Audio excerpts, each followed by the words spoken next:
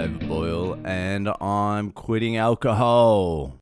So fucking Elon Musk is out there taking fucking bullets for everyone. I have not been able to fucking pin that cunt down. I don't know who or what the fuck Elon Musk is. Fucking one day he's making a rocket ship to Mars, the next day he's naming his kid an alphabetical equation. Then he's making self-driving vehicles. Then the next day he's fucking calling people pedophiles. Then he's inserting Wi-Fi into people's brains. Then he's fucking buying Twitter and just unleashing hell. I don't give a fuck if you hate Elon Musk or not. What he's doing with Twitter is fucking insane. And I tell you what's even more insane is that Twitter just handed over the company without cleaning the fucking books. Jesus Christ. What Twitter did was basically they sold their old phone to someone without restoring factory settings, without clearing all the dick pics off. They're just like, here, buy it. I don't want it anymore. It's a fucking pain in the ass. But they forgot to wipe off the pictures where they were getting sucked off in a men's cubicle. So if you haven't been following this, basically Elon Musk bought Twitter. You know that. Everyone knows that by now.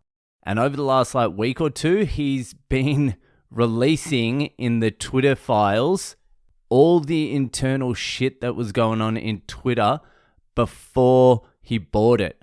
Like the shadow bannings, the amplification of different types of fucking ideologies, the fucking banning of Trump, basically the banning of anyone who wasn't a trans lesbian.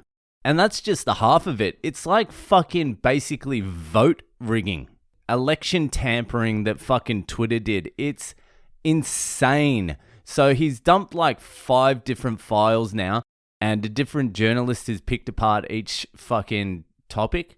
So the first dump was the Twitter files. The next dump was Twitter's secret blacklist. Then the next dump was, what was it? Deplatforming the president. The next one was the removal of Trump. I think I missed one, but you know what I mean. Fucking, it's so insane what the fuck went on at Twitter during, especially the last 3 years. Twitter was in like full collusion with the FBI, full collusion with the Democratic Party. It's so fucking dodgy. Pretty much what everyone thought was going on. Like everyone knew. Everyone was like, they're banning a specific type of thought. And Twitter's like, no, we're not. We're not banning anything. You guys are conspiracy theorists. And everyone's like, it feels like you're banning a specific type of thought. And it turns out everyone wasn't crazy. They were pushing a hard left ideology hard. I cannot believe they didn't just burn fucking every single file they had at Twitter before they handed it over to fucking Musk. That's insanity. Even the banning of Trump was horseshit too. In their internal files, they're talking with each other and they're basically saying he hasn't really broken any of the rules, so let's bend the rules a little bit and just fucking ban the shit out of him anyway. And Musk is taking some fucking heat for it too. And you got to respect the cunt.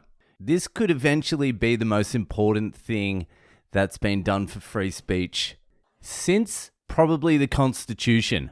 I'm not too sure what's happened in between the Constitution being written and now, but this is going to be very important in the long term to see how this plays out, because if Twitter can fucking figure out how to do a social media that's not insane, then Instagram, Facebook, fucking, what else is there? Who gives a shit? The mainstream media, they'll all have to follow fucking Twitter's example. Otherwise, they'll die. Because the majority are just fucking normal people in the middle. They don't give a fuck about the extremes of the left and the right. They don't want either of those ideologies pushed on them. They just want to fucking read some news or something. Have a little bit of a fucking giggle here and there. Whatever. But over the last it especially feels like the last 5-6 years, the extremes have been fucking amplified and it fucking drives you nuts. And you can see Twitter's changed already. You used to go on Twitter and it felt like you were walking into some psychotic echo chamber. you would just scroll through and everything you fucking read, everything that popped up in your feed would trigger the fuck out of you. You'd just be like, fuck this cunt. It'd boil your blood. You'd just be on Twitter just raging. But what's happened now is that still exists, but it's a few clicks away. So you go on Twitter, instead of walking into this bubble, this fucking echo bubble of crazy ideology, you go on to Twitter now and you just have a normal time. You look at the fucking people you're interested in, you read a few articles, and then if you feel like getting triggered and annoyed and pissed off, it's just a couple of clicks away. That crazy bubble that used to be all of Twitter is still there, but it's just to the side a little bit. So all you need to do to get there is just click on a profile where the girl has like blue hair and click on the profile of someone in her comments agreeing with her. And then you're in that bubble again and just start scrolling. And it's just like every single fucking thing that pops up is infuriating. But you can leave. You can go back to normal Twitter. You never used to be able to escape. I used to go on Twitter and every single thing fucking annoyed me. Now I have to go off-road to get annoyed. And I go off-road every now and then. I'm like, what are these cunts up to? And you go over there and you're like, these cunts are fucked. So Elon Musk has bamboozled me again every single fucking time he gets me. What he's done is great. It's nice. It's been so nice just being able to see how the game is rigged. We always knew it was rigged, but now it's just nice to know that it is. It's nice to have some fucking proof for once. When you're getting fucked, you want the person who's fucking you to at least acknowledge that they're fucking you. And they never did, but now you have proof you've been reamed out for the last fucking 6 years. Anyway, that'll do for tonight. If you're enjoying the podcast, give it a share around, and I'll see you the fuck later.